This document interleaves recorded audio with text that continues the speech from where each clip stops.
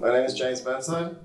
I like to socialise. I like to get some writing done in my spare time, like creative writing. I like to play Xbox. I like to go to the movies, read books, all the usual kind of stuff that people do socially. I care about other people a lot. I do take my work seriously. I've been told I'm a pretty good writer and a pretty good creative. I try to be supportive and loyal and devoted to people who are in my life. And when I make mistakes and I screw up and I hurt people, I try my best to try and make things right. And I punish myself a lot when I make mistakes, which I think is a sign that, I don't do them on purpose at least. So, I care about people. I really do think about stuff. I'm pretty well educated. I've been told I'm funny.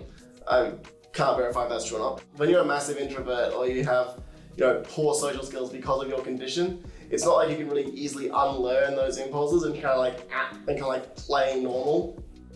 It's why, the internet and online spaces is especially popular for people on the spectrum, because it allows them to interact with other people like them, and where they don't really have to feel like they have to hide or their behaviour and their obsessions and their interests. And I think that's a big part of why that's a big culture online. The friends I have, they're either friends like me who I'm pretty sure are on the spectrum as well, or they're pretty introverted, they're fun to hang out with, or there are friends who, are from my uni days who are wild and extroverted and fun, but they recognize my limitations and my needs.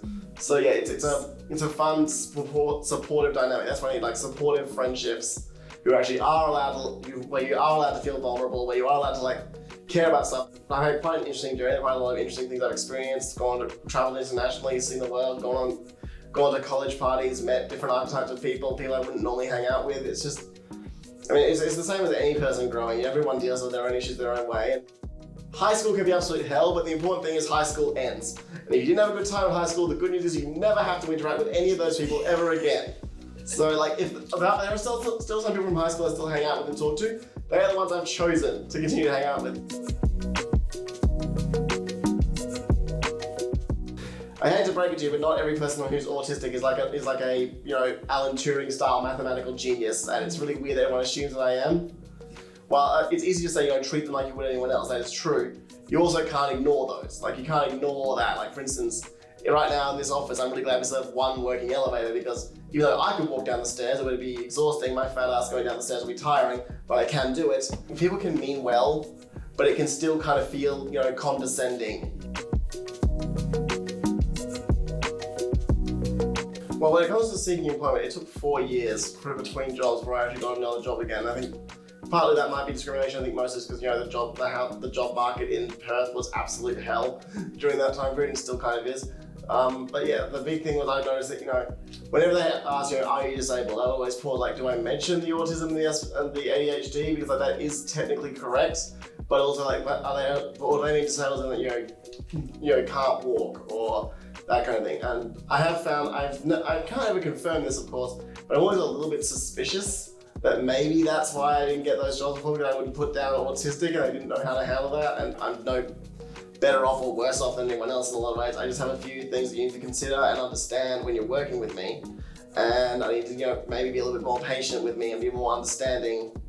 And also, one thing that helps a lot is when I'm allowed to have regular breaks, but I think that's just a human thing. I currently have this dream where I get enough money where I might make a book series that then becomes a movie series that becomes more popular than Harry Potter, so Universal buys the rights, and I can get rid of Harry Potter land and replace it with something else, so it doesn't directly fund transphobia. But in more realistic terms, I'm hoping for financial security, stability, nice house. I don't know if I actually want to be a parent myself, but I really love my nieces and nephews, so I want to be a more devoted uncle. If I have time, pursue my dreams. Make tabletop games like I'm doing with my friends, or write books, or both, and just have some outlet for creativity.